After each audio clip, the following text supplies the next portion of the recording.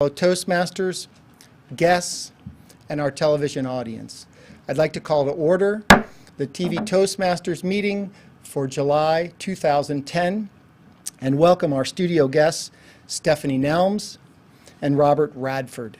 Thank you for joining us today.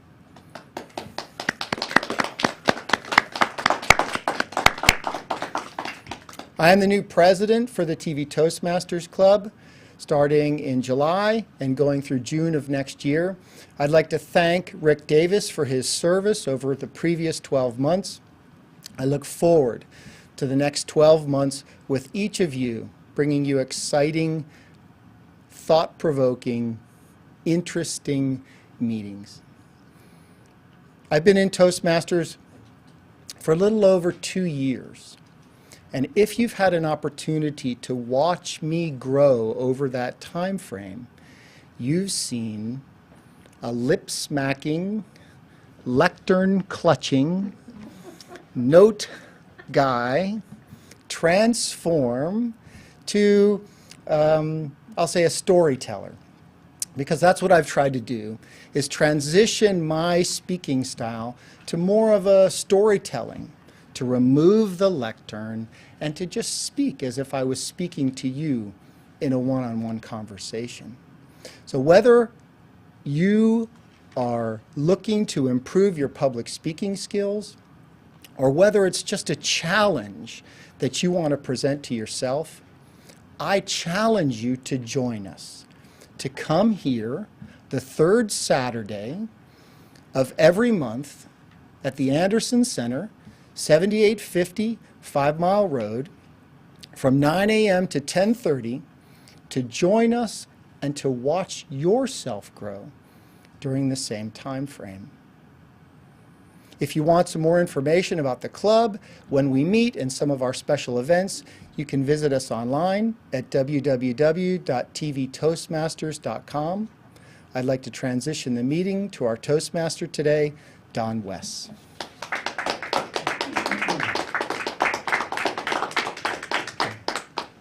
Thank you, Rick. The next part of our program is the Tabletopics section of the program. The impromptu speaking gives us the opportunity to learn, to listen intently, think quickly, and give an effective reply to a surprise question. Our Tabletopics master for today is Jerome Manigan, so let us welcome our Tabletopics master, Jerome Manigan.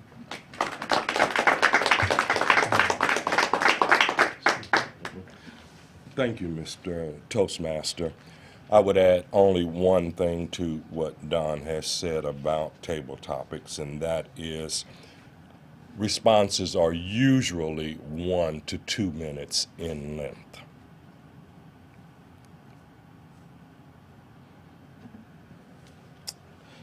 Today is July 17th, 2010. It is 6 months and 8 days before Christmas. Just think, in 6 months and 8 days, most people will be celebrating Christmas. When does the holiday season officially begin for you, Darren Henderson?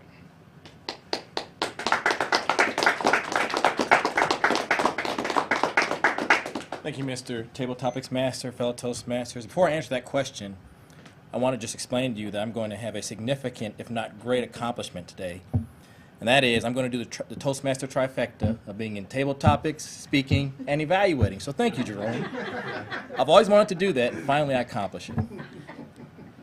For me, Christmas obviously begins the Friday after Thanksgiving, because even though we're inundated with all the Christmas symbols and everything else, I'd say probably November 1st. Now, as soon as Halloween's over, you start to hear about Christmas. I like to think of Christmas as starting the day after Thanksgiving. That's when, at least in my household, we all get into the Christmas spirit. Of course, most people, since they have the Friday off, go out and do initial Christmas shopping, because for us, that's early. Some people start early in October. For us, starting in right after Thanksgiving is early. That's about as early as we start. And that's when we really get into a Christmas spirit. And I think I've mentioned before that my favorite time of year is actually that time period between Thanksgiving and New Year's, because I think it's the most festive time of the year. I think it's a time when people begin to really value family. For me, since I don't live near most of my family members, it's the one time of year where I'm more or less guaranteed to see the majority of my family, as well as the majority of my wife's family. So it's a very special time for us. And now that Jerome mentioned it, I'm already kind of whetting my appetite for that time of year. So even though I do love the hot weather, I'm starting to look forward to a chill in the air and turkey leftovers in the refrigerator and running out the door on day after Thanksgiving to do some Christmas shopping. Mr. Jerome? Thank you, Darren. I think we can all agree that whenever the holiday season officially begins for each of us, Christmas is a huge event for business people throughout the West. The arts are an important component of any school curriculum. However, when budget cuts need to be made, the arts are frequently the first to be cut. How would you convince school administrators to not cut funding for these important classes? Christine Sullivan.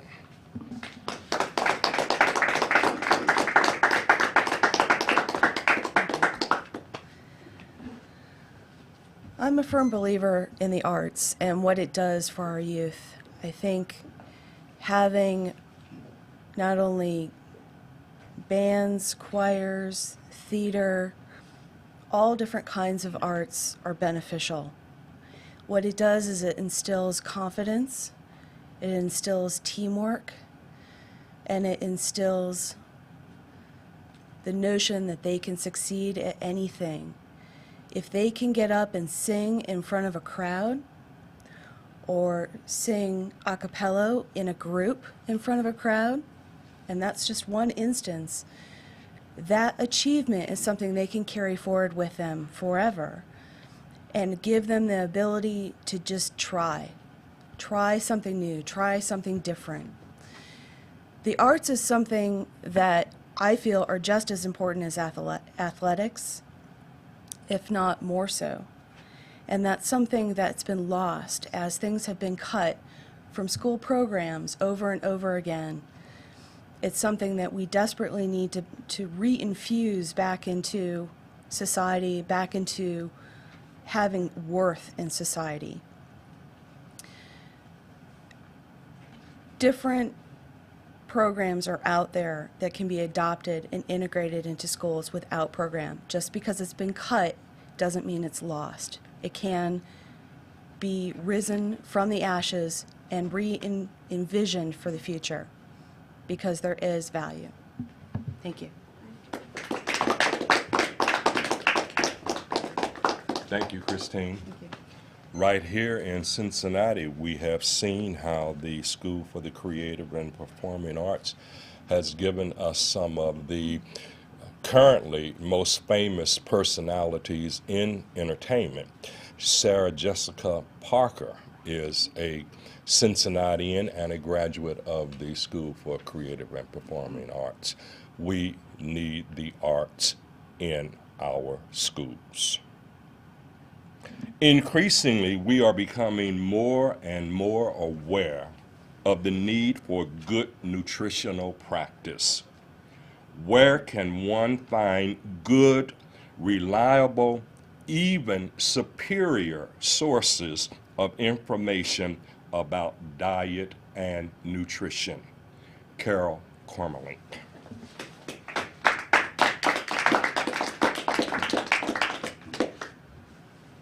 Thank you, Mr. Tabletopics Master. I have one place that I go for good information on nutrition and how to be healthier, and that is to the Regency Health Resort in Hallandale, Florida. I go 2 or 3 times a year. It's total vegan, because if you get the red meat out of your diet, you're going to feel healthier. If you get more life in your food, fruits and vegetables that have this life in them, much more so than processed foods. Read the labels. If you can't pronounce the ingredient on the back, don't buy it. Look for the trans fats, the saturated fats. Those are not good in your body. They clog your arteries. There are many, many places and as many different opinions as there are people on what is good nutrition and how to be healthier. It took me 20 years to learn to drink water. I was a Pepsi drinker all my life, and it took me 20 years to have water as my drink of choice. That is much healthier for you. It helps flush toxins out of your body, and the better nutrition you put into your body, the healthier and the more vibrant and you will feel. Mr. Tabletopics Master.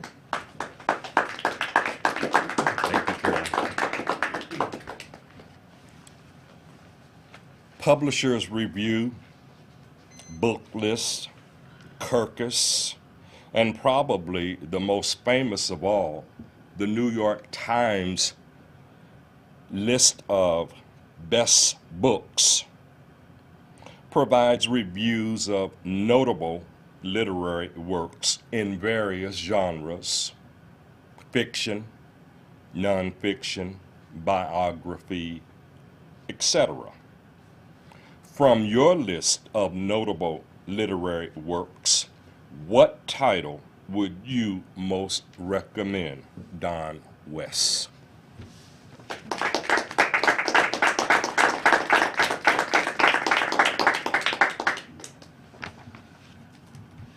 Thank you, Jerome.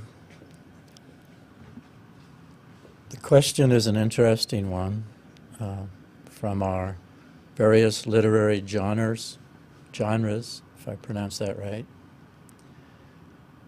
There are many different books out there that could satisfy the needs and preferences of almost any individual. And I would think that the most important books, at least from my point of view, would be those that talk about the human condition.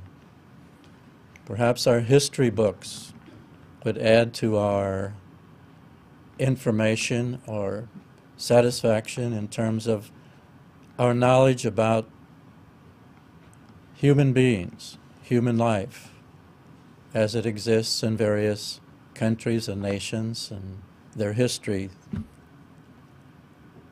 I would encourage you to become more familiar with that particular area if you haven't already, and try to, as you read, understand and analyze the events that have occurred throughout the history of all of our nations. I think it will add to the richness of our own experience and will help us to make good decisions and in our own life, in our personal life, and in order to help this world to become something better than it is.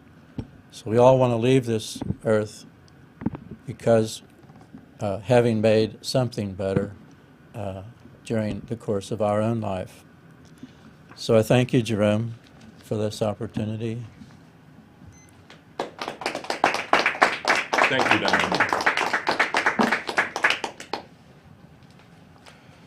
Why does the media, electronic, print, and other, tend to view consumers of information as somewhat, and for lack of a better word, I will use the term dull? Gordon Kelly.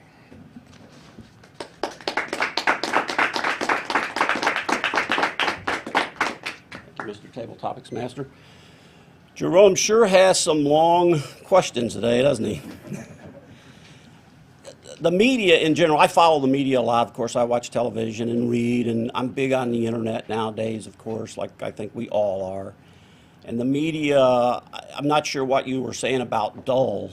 The media, I don't know that it's so dull as it is skewed.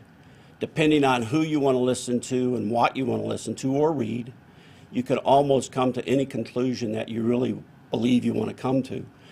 Especially, I don't know if everybody's been watching the Gulf Coast and the oil leaking out of the ocean down there. It's 80-some days, I think, or 90-some days, and we're still trying to determine whether or not it's so many gallons versus so many thousands of gallons. So to me, the media is more of trying to get to the truth and understanding what we're all saying, which seems to be becoming very, very difficult. And if you watch, I don't know if anybody watches MSNBC or CBS or whatever you watch, but you can go from one channel to the other and just get so many different opinions of the same topic and so many different views. But as far as dull, I'm not sure, again, what the question was, but I don't think the media is dull. I think it's very interesting. Thank you, Mr. Tabletopics Master. Thank you, Gordon. Who do you think was the most interesting and noteworthy person of the 20th century? Stephanie Nelms.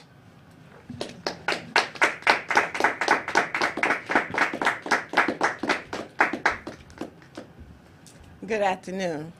The most interesting and noteworthy person of the 20th century, in my opinion, of course, is our President, Barack Obama, and his wife, First Lady Michelle Obama. In my opinion, President Obama and Michelle are forerunners. Of course, we know that they have made history, being the first multiple culture, because I don't believe that President Obama is all African American, as we know that he has a Caucasian mother, was raised by a Caucasian grandmother. He has an Asian sister, so in my opinion, he's multiple racial, so he represents America.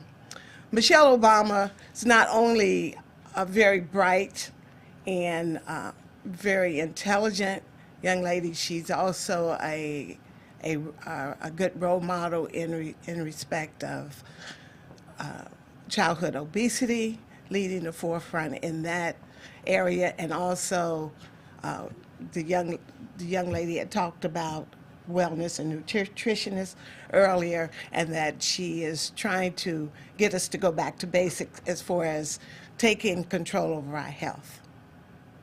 And in my opinion, our president and the first lady are our forerunners in the 20th century. Thank you very much. Thank you. Finally, those who listened carefully may have noticed the teacher in me at work as I presented the previously considered 6 table topic questions. Can you identify the method I used and explain why it is useful for all research projects? Paul Wessels.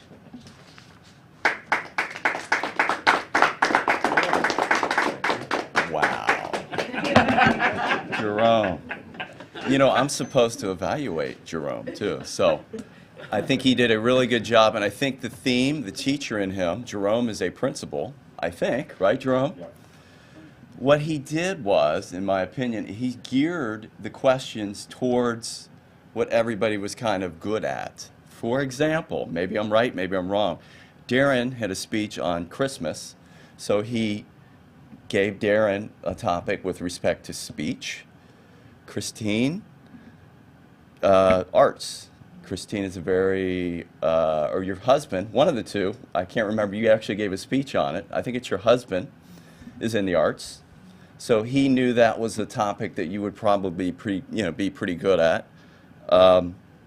Who else do we have? Don, books. Don's very cerebral,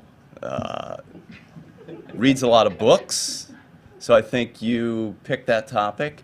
Carol, very healthy, always worried about health and talking. And Stephanie, right? Stephanie, He did not know Stephanie, so I thought that it was a very good question, a nice general question. They're all hard. And Stephanie did a fantastic job up here. I was very impressed for somebody that can come in. And what got me the first time when I came up here were the lights.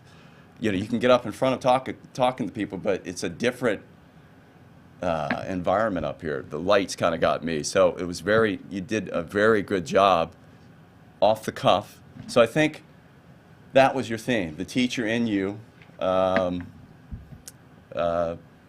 geared it toward the people and how they viewed things and what they would be good at talking about. For me, and oh, wait a minute, Gordon. Gordon's always good at anything, so I think he did the media. He watches a lot of TV, so I think he did a pretty good job. I don't know what Gordon, so that's why I picked media for Gordon. I don't know why you picked media for Gordon, but anyway. I think that's it. Maybe not. Is that it? That's fine. Okay. Thank you very much. You did instead of a great job, you did a fantastic job. Thank you very much. For those of you who may be interested, what I used were the 6 essential questions: who, what, when, where, and how. And you will remember that each question had one of those essential questions placed somewhere in the question. Thank you very much. Mr. Toastmaster.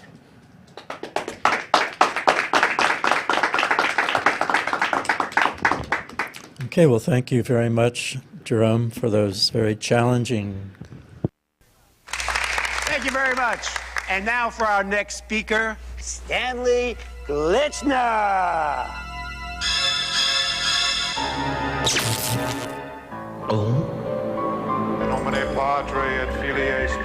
Speaking in public doesn't have to be a death sentence.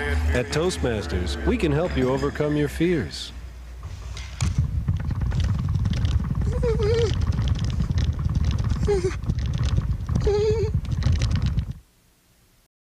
Our first speaker is our club president, Rick Barron. He will be presenting project number 6, vocal variety. So we'll be looking for some vocal variety. Rick is a successful life success consultant and host of the Cause and Success program on Henderson Public Access Television. His show presents practical tools that make wealth a predictable result of your life. Let us welcome Rick Barron, whose topic for today is called Straight Lines. Straight Lines. Rick Barron. Thank you, Darren.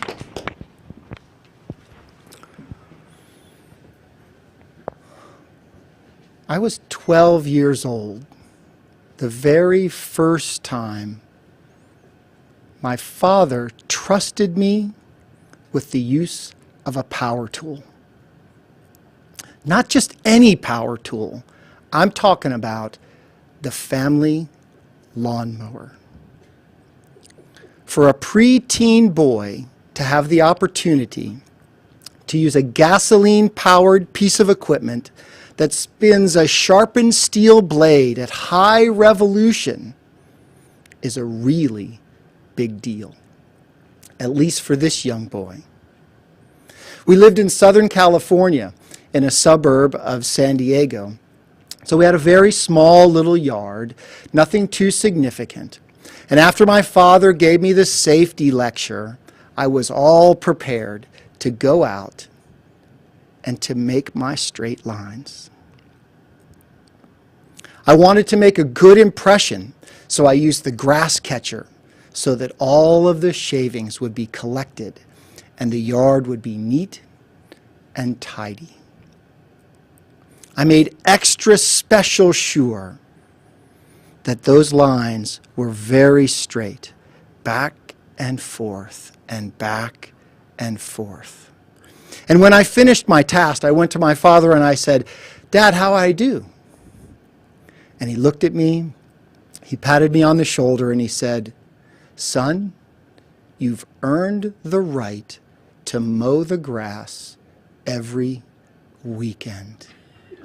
Oh my gosh, what had I done? It was a trick. That's not fair. He tricked me into taking over his chores for him.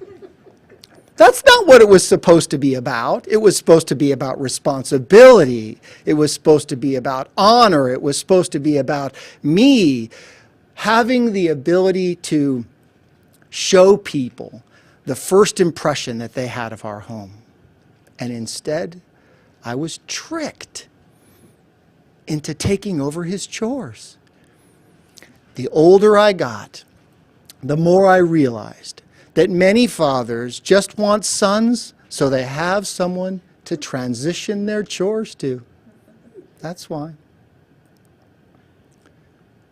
We moved from Southern California to suburban Washington, D.C., and lived on a cul-de-sac with a big pie-shaped yard full of trees that backed up against a utility green space.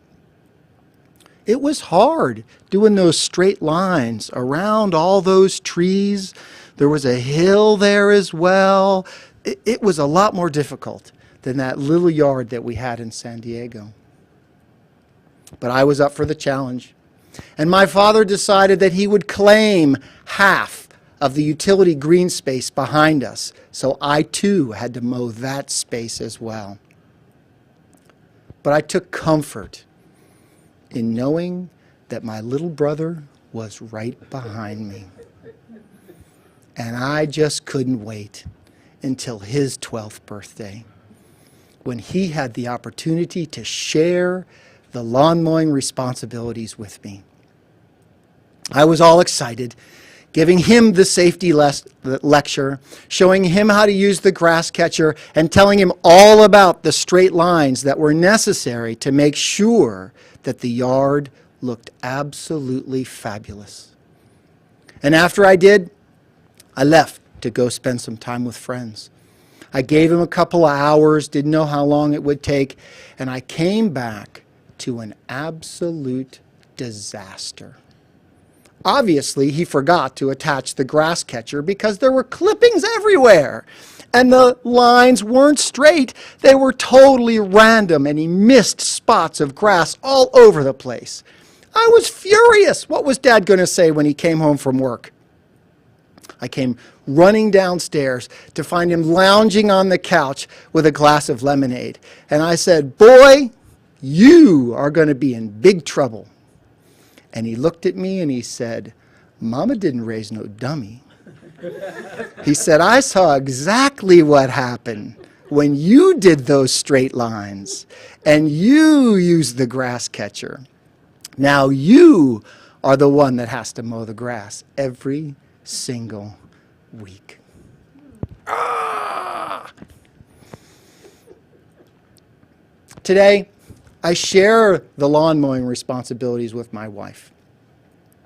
I run the weed whacker to do all the trimming, and then I push the mower around the edges so that now she can do the straight lines. Back and forth and back and forth.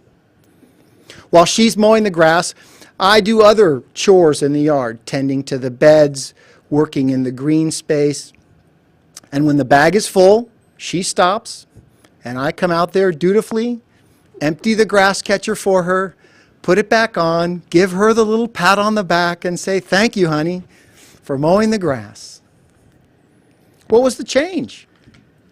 I took something that used to be a chore, something that I despised doing, and turned it into something that I look forward to. It really had nothing to do with the fact that I was doing it with my wife and that we were working to accomplish something together.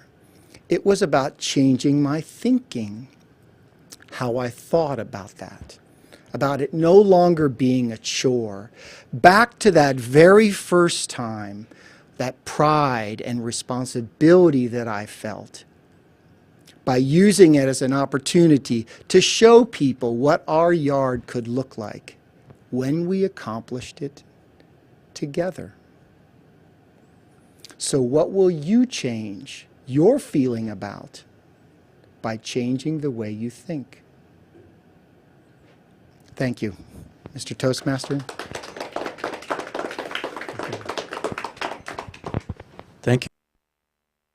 I'd like to begin tonight with a little joke. This guy, he's a farmer, and he says, "Hey, hello? Sorry." But seriously, folks. Speaking in public is no joke. Doctor says, chicken says... For help, call Toastmasters, the public speaking support group. The chicken...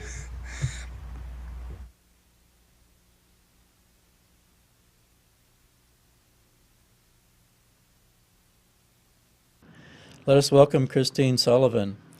Hurricane Alex, preparing for the worst. Hurricane Alex, preparing for the worst. Christine Sullivan.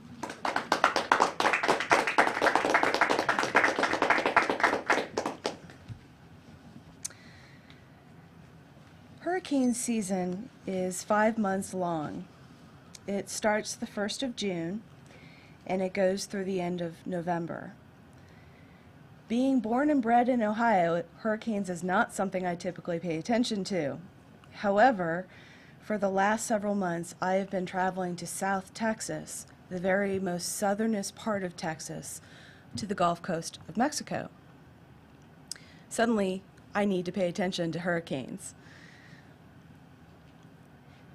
I went about my normal routine, getting on a plane, flying to the client site. It was June 28th, and I didn't think of anything out of the norm, just went through my normal routine. When I got to Houston and I was waiting for my connection, I noticed on CNN that they had mentioned that there was a tropical storm, Alex, in the Gulf of Mexico, heading to South Texas and northern Mexico. And I went, huh, wonder if I should be worried about this. Client didn't say anything about it. I hadn't really read anything about it here in Ohio. So I made my connection and went about getting to the client site and showed up. As I was going from my car to the hospital, I noticed that there were stacks of plywood. And I went, huh, I guess they're starting a construction project. And I went up the stairs and got to my office. And then it dawned on me that they were putting up plywood to protect the windows on the first floor from the hurricane winds. I went, okay. I went and talked to the client. Everyone was in a flurry of activities. Things were happening. Management was in hurricane preparedness meetings. Though none of my meetings were canceled yet. So I didn't know what to do. My project manager, I'm a consultant, so my project manager was on vacation this week. And there were 5 of us on the ground, and everybody was kind of doing their own thing. I talked to my coworkers, and they were like, oh, 2 years ago, Hurricane Dolly hit, and it was terrible. We're in high gear right now. Okay. So then I went and talked to the other consultants and said, what are you doing? And one of them said, it's not in my job description to stay weather a hurricane. I'm out of here. Okay. But I didn't want to make the first move. I felt that I would be calling chicken if I decided to cancel the meetings first before the client said, we are canceling everything and bunkering down. So I waited it out. I did some research Monday night. I called the airlines, and you know how helpful airlines are, right?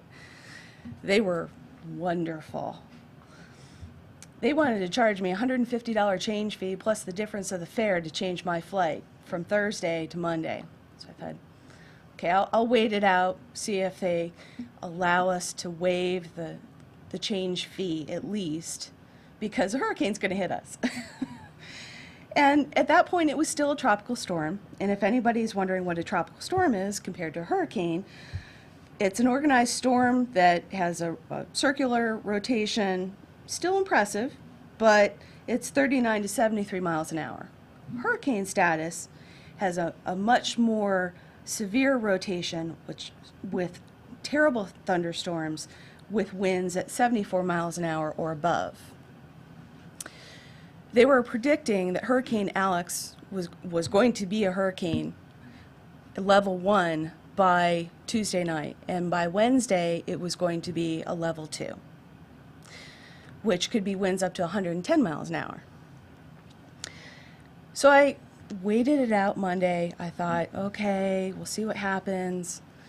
And I said, I'll talk to the CFO on Tuesday morning and find out what he thinks, because he was gone, preparing, I assume. And he walked into my office Tuesday morning before I even tracked him down and said, you need to get out of here while you still can. Everything's canceled. And literally from that point, every single one of my meetings, I had 6 meetings on Tuesday and I had 4 meetings on Wednesday, they were gone. So I got on the horn with the airlines and said, what can you do for me? Of course, they charged me a $150 change fee to change my flight. That hadn't been waived. They charged me $400 to change my flight. However, I was lucky. I was able to get out on the 1 o'clock flight Tuesday morning. So while the client was in a flurry of activity to get the plywood up, to make sure that the patients were taken care of, to make sure that the employees had dedicated shifts, to make sure that everyone was secure.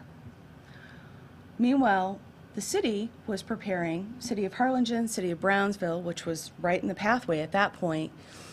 We're getting sandbags available for residents. We're setting up crisis centers so that if electricity went out, people had places to go.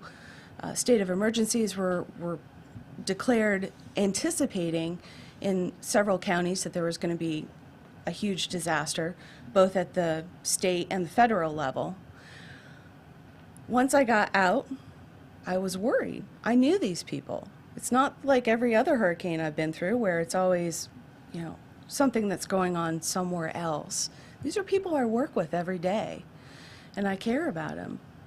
Luckily, it actually switched direction, and my first thought was, oh, it's hitting Mexico. And then my next thought was, oh, it's hitting Mexico. Winds were still pretty fierce. Rain was torrential. Most of the threat at this point was flooding. There were about 6.5 inches of rain on June 30th in Brownsville in a 36-hour period. But luckily, that's the limit of the damage, is flooding. Not the winds, not the destruction. Everybody was safe.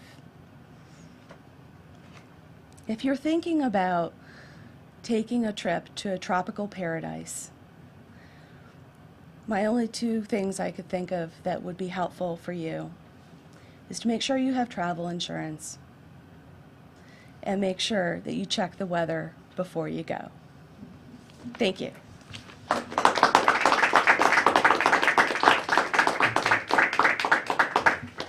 Thank you, Christine, for that wonderful tale.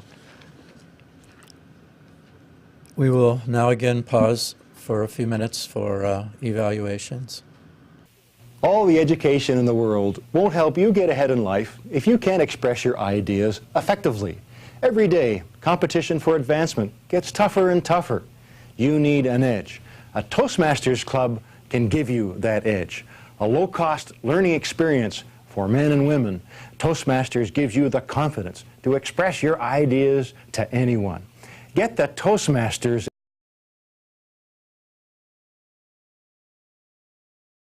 Filter. Darren Henderson.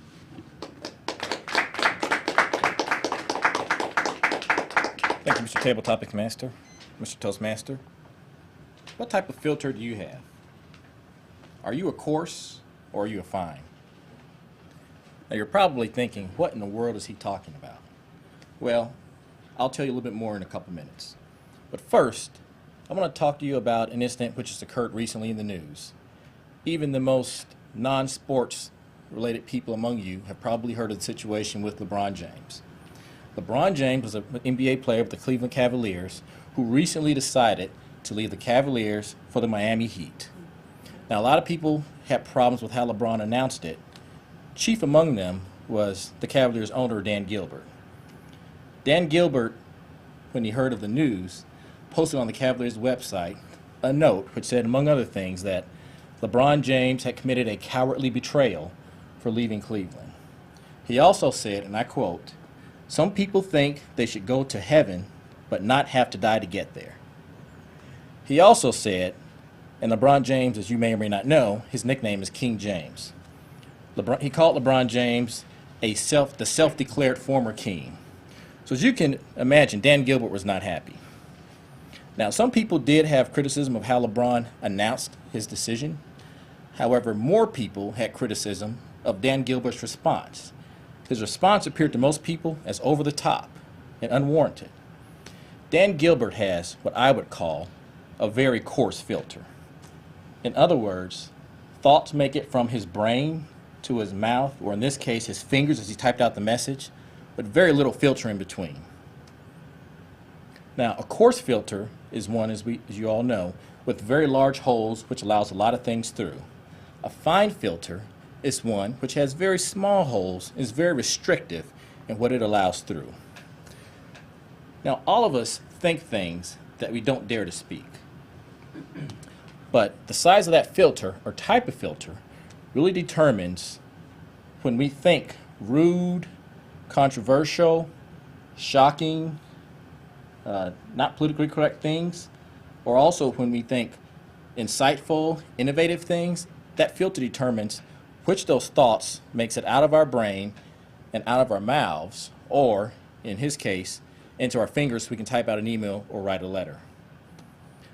The size of or type of your filter really determines how you communicate. Let's take a couple more examples.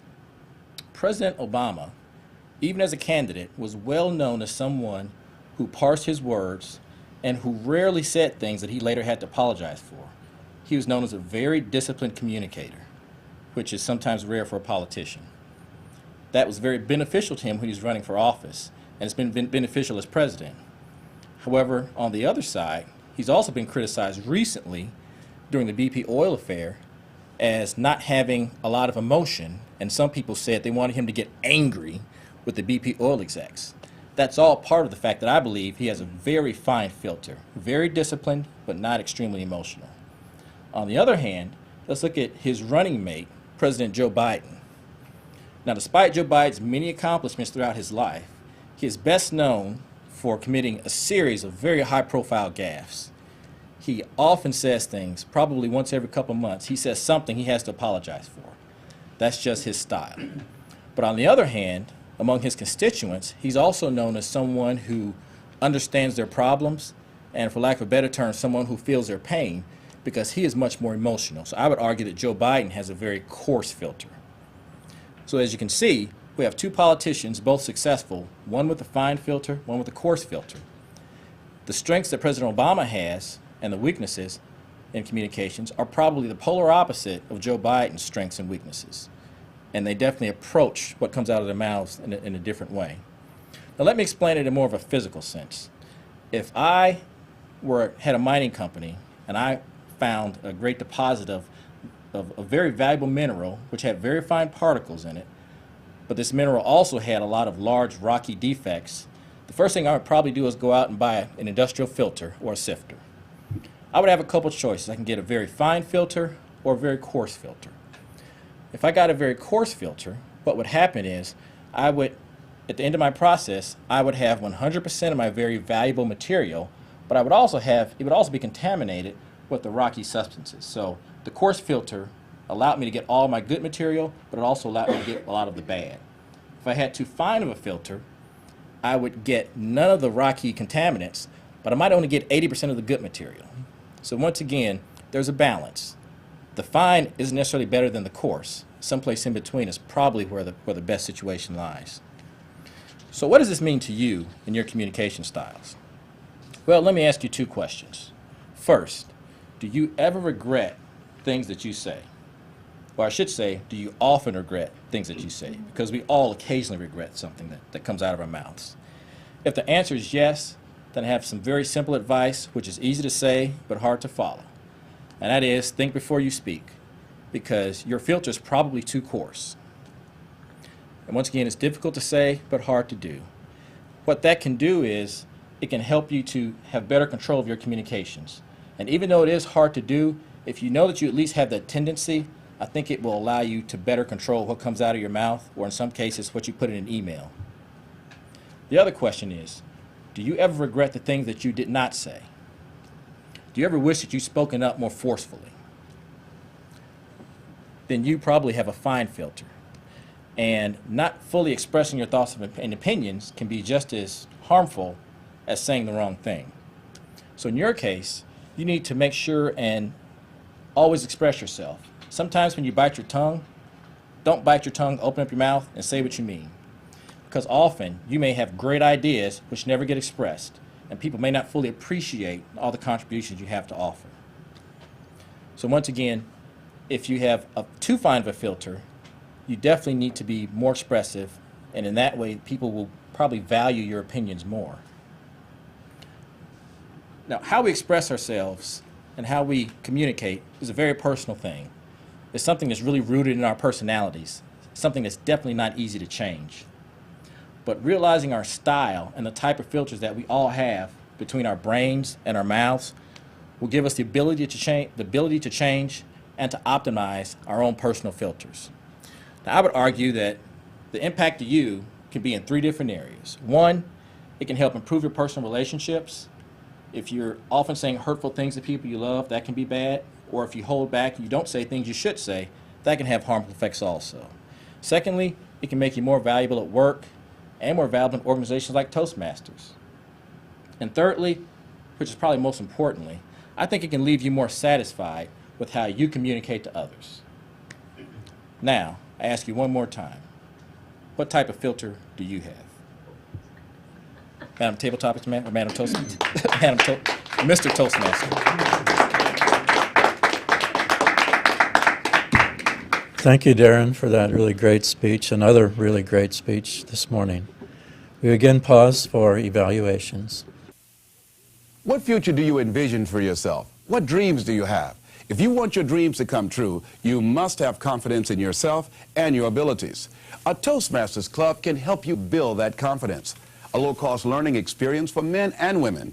Toastmasters shows you how to express yourself clearly and effectively. Make your dreams a reality. Join a Toastmasters Club.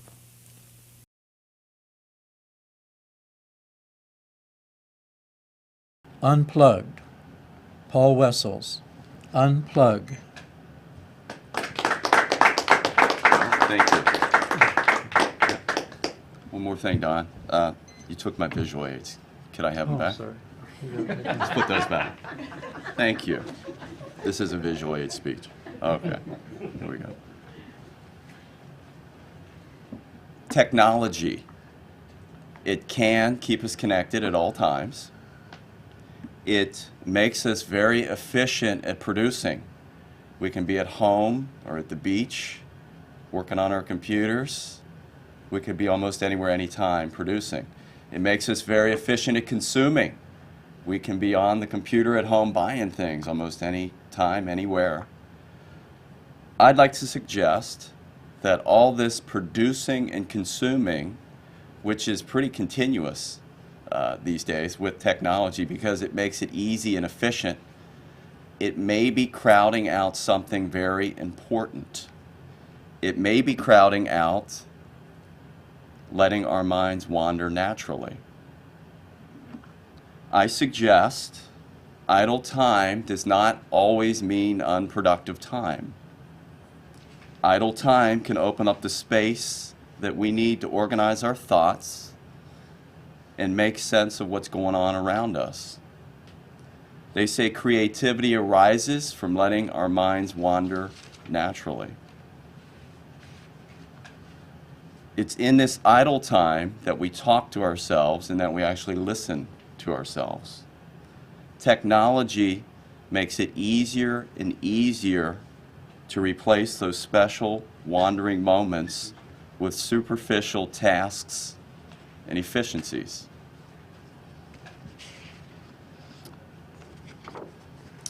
Unplug. Unplug. I suggest we unplug from technology periodically to help create those rare mind-wandering moments.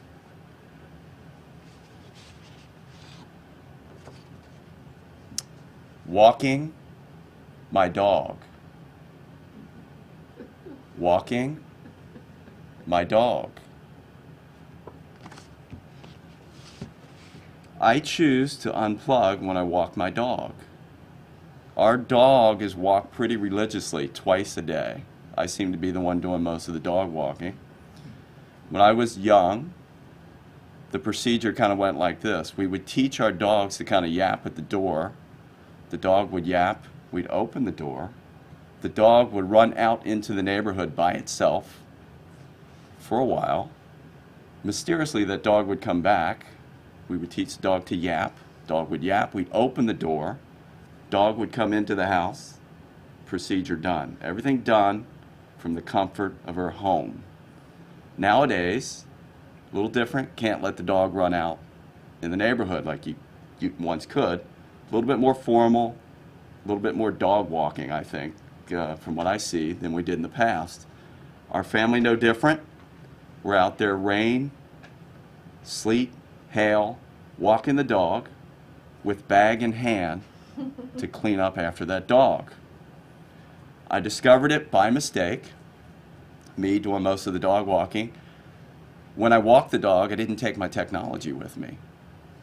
Was able to think. I could let my mind wander naturally.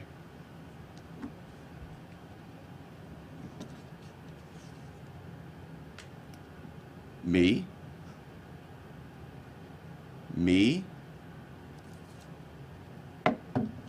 For me, this unplugged while dog walking thing works out well for 3 reasons. One, I don't feel guilty because I'm actually walking the dog. I'm kind of doing something semi-productive, so I don't feel guilty about letting my mind wander.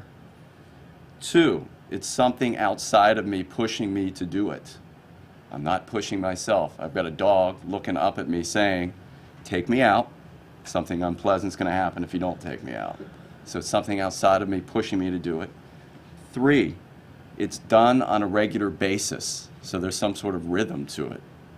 So in essence, for me, dog walking forces me to let my mind wander naturally in a guilt-free way on a regular basis.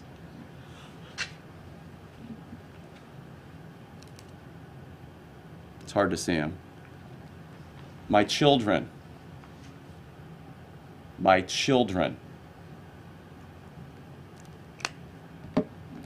Dog walking also gives me valuable time with my children. Adam, who's 12, Evan, who is 9. Their days are nonstop. They're filled with school, video games, you name it. I make it a point every once in a while to get one of them or both of them to go on these dog walks with me in the name of exercise. They call dog walking boring. So boring, in fact, that when they go with me, their minds begin to wander.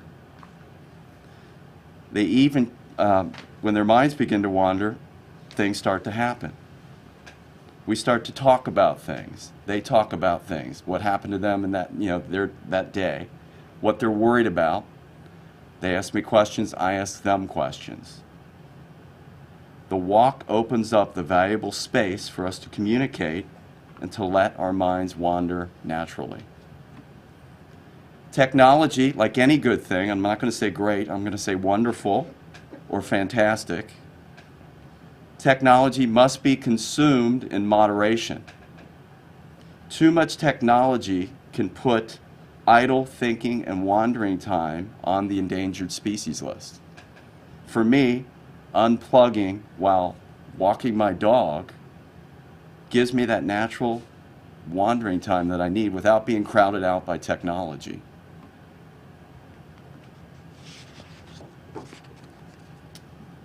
You.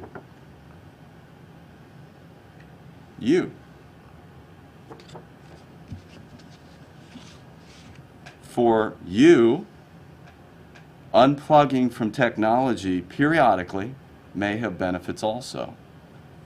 You may want to give it a try sometime.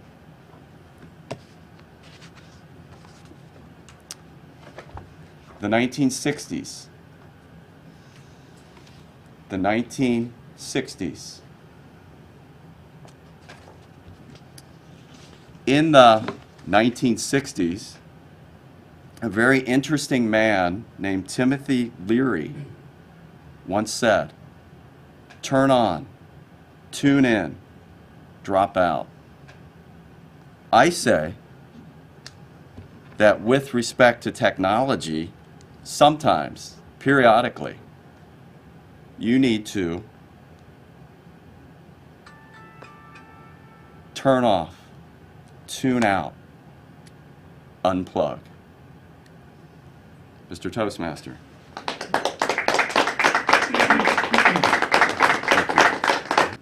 So I want to turn the meeting back over to Rick Barron, our president. Rick? Thank you, Don. Are you ready to accept my challenge? Are you ready to come to TV Toastmasters to watch yourself grow, just like you've watched us grow here today? If you'd like some more information about our club and the meetings, please go to the website, www.tvtoastmasters.com. I close the meeting today. Thank you all.